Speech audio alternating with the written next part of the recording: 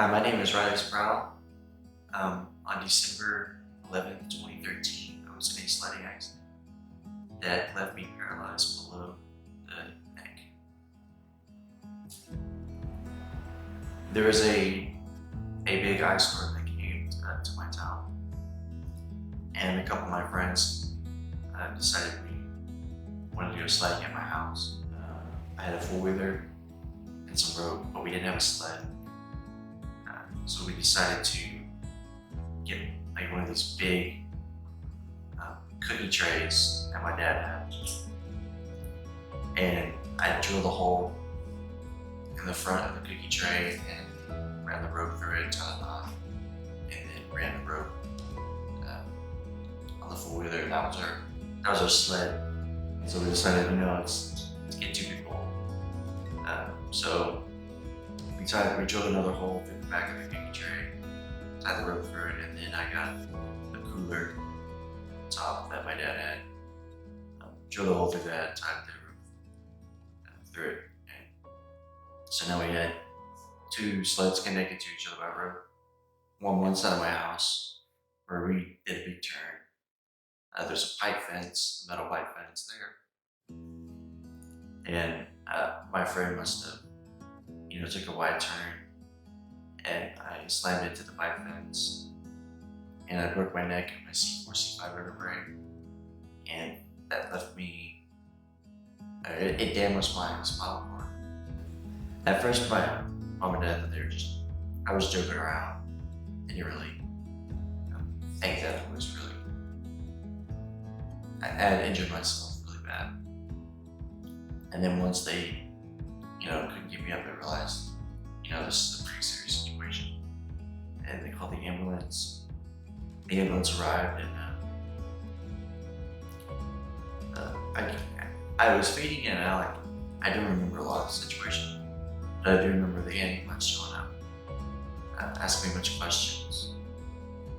And then the last thing I remember was going to surgery, and my mom and dad followed me.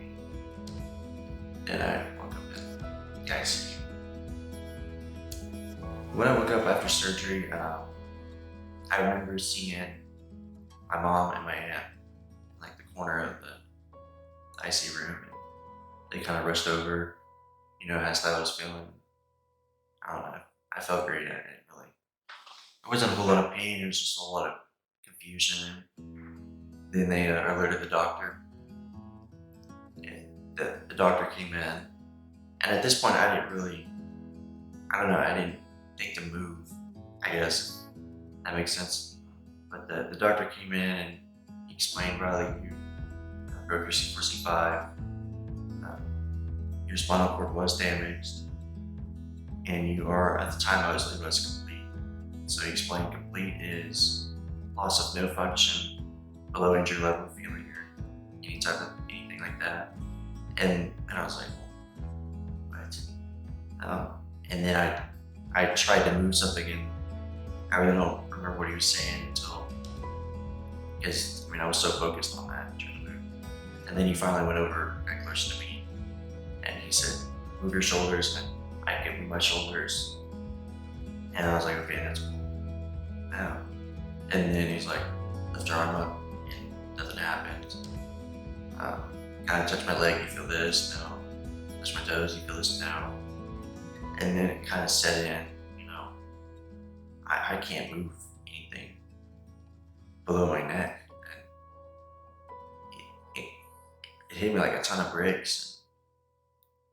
I was obviously confused. I was angry. I was mad. I was, in complete and total shock. That, this could happen to me. There's no kid. I never thought for a minute before my accident, being paralyzed, that just never entered my mind. When I was an athlete, when I played football, they teach you to tackle correctly and safely, but I don't know, you never think this could happen to me. And I sure didn't think, while sledding, oh man, guys, we better be careful. One of us get hurt, we're kids. that type of stuff never enters my work. It's an innocent mindset. So in there, I kind of had to grow up pretty fast and come to terms with it. And I remember thinking from a spiritual level, like, why me? I had so much in front of me that I was ready to, accomplish that. I was in the middle of a growth spurt that I've been waiting forever. We won our first playoff game in like 2-3 years in football. That was a pretty big thing, and I was getting ready for baseball, and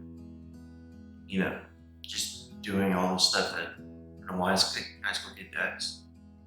And I was thinking that most of that was taken away. Why would God take this away from me? And so, my first initial reaction was anger, both spiritually and in the physical world. My faith prior to my injury was, I would label it as a roller coaster. Again, I was a kid when this happened. Teenager, I was 16, going on 17. But my faith was up and down. I was really mature, I guess, in my faith.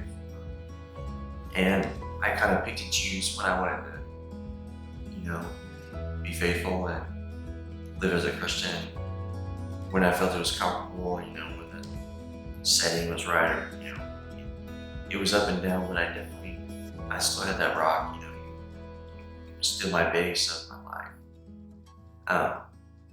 And I guess I really didn't realize that fully, how much he was involved in my life, and how much he didn't leave me when I was going down. Not really being the best Christian.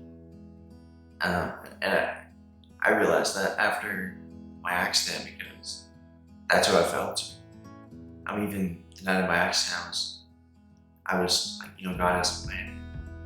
God's gonna work this out, it's gonna be all good. And then when I woke up, I was angry, like I said.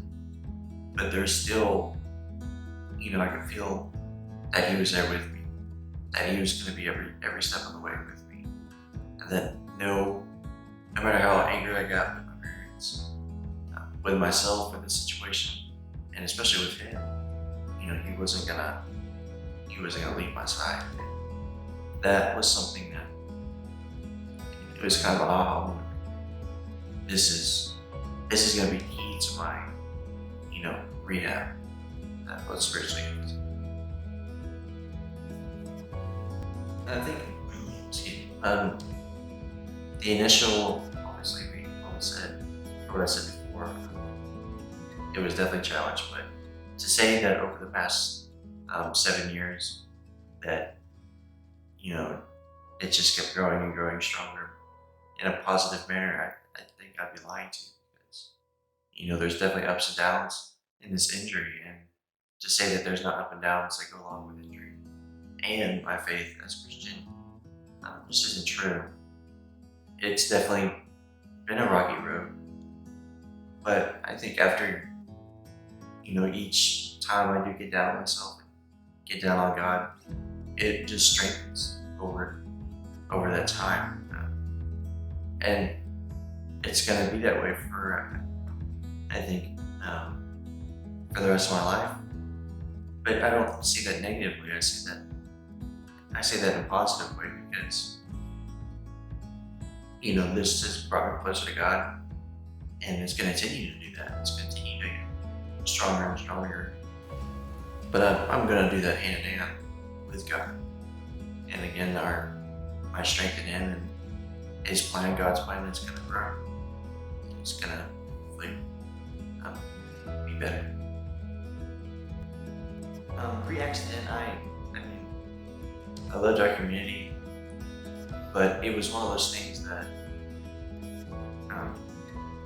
when the accident did happen, and I think it was like a week after the ICU, ending up being in the ICU, my mom was just like saying, your community is like step by step behind you. Like they are pulling for you. They're hoping that you're gonna make a recovery. If you don't, they're gonna support you no matter what. That type of thing. And I was like, yeah, that's great. It's awesome. But over time, rehab, I started seeing like all the Facebook people, the videos from my town, and then one of the best days out of my life was coming back from Baylor.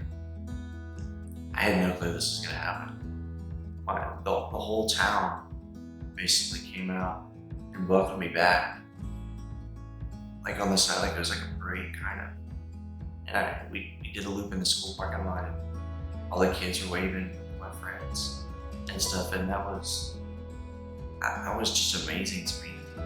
I got a police escort and everything, which was, amazing. You just like a police escort, especially at my age. that was amazing.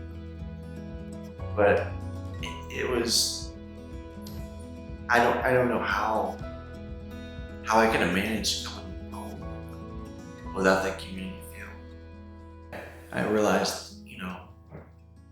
that having that community is an important part to recovery. And obviously your spiritual journey with the church is open. I know Jace is an important part of my life and my spiritual journey. Each person that has a disability, needs some form of fashion of community to rally behind them, because it's an important part of hope and believing that you can overcome this, you can get through this, and have a quality of life. And that's a big part of AFM is the community aspect. Being there for people that their life is just upside down, and saying, hey, we're here, we're gonna be with you every step of the way. You're not doing this alone. And that to me is an amazing thing to have, deal with this